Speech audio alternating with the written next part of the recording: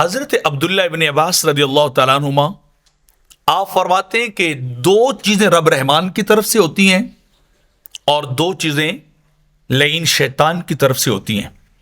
دو چیزوں کا تعلق خالق ذوالجلال سے ہے اور دو چیزوں کا تعلق بدبخت شیطان سے ہے.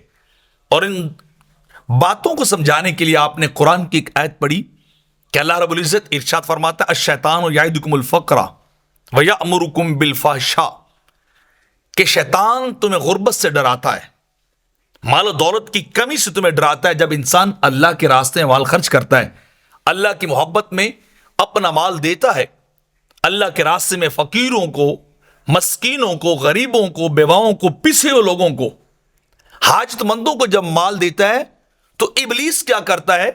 وہ یعدکم الفقر، وہ تمہیں ڈراتا رہتا ہے، یاد دلاتا ہے کیا کر رہے ہو، مال دے رہے ہو، تمہارا مال کم ہو جائے گا، تم کیا کرو گے، تمہاری حاجت کیسی پوری ہوگی، تم نے مال بڑی محنت سے کمایا ہے، بڑی جد و جہد اور سٹرگل سے کمایا، اتنی قیمتی چیز اور اتنی محنت سے کمائی ہوئی چیز تم کیوں دے رہے ہو؟ تم خود مفلس اور فقیر ہو جاؤ گے، تم غریب ہو جاؤ گے. تو پہلی بات، ابلیس انسان کو ڈراتا ہے غربت سے، فقیری سے، مال کی کمی سے. اور دوسرا کیا کام کرتا ہے؟ یأمرکم بالفحشاء، اور انسان کو بے حیائی کی طرف حکم دیتا ہے، راغب کرتا ہے، وسوسے اس کے ذہن میں ڈالتا ہے، اس کے خیالات کو ادھر موڑتا ہے، بے حیائی کی طرف لے کے جاتا ہے، اللہ کی نافرمانی اور برائی کی طرف لے کے جاتا ہے. اور یہ دو چیزیں عبداللہ بن عباس رضی اللہ تعالیٰ عنہ فرماتے ہیں شیطان کی طرف سے.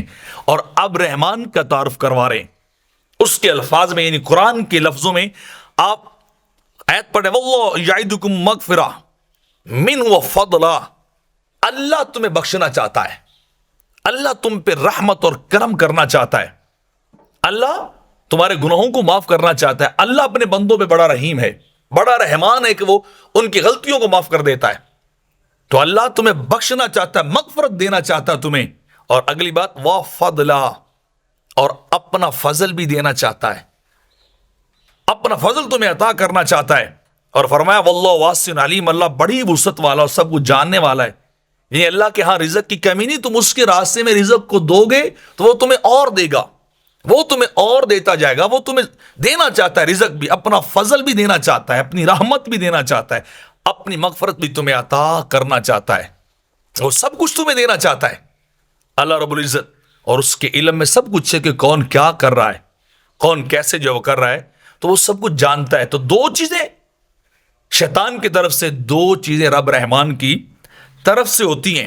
تو لہٰذا یہ بندے کو سوچنا چاہیے کہ جو اللہ والی چیزیں ان کو اختیار کرے، جو اللہ چاہتا ہے اس طرف انسان آئے، اور جو ابلیس انسان سے چاہتا ہے انسان اس سے نفرت کرے اور پیچھے ہٹ جائے.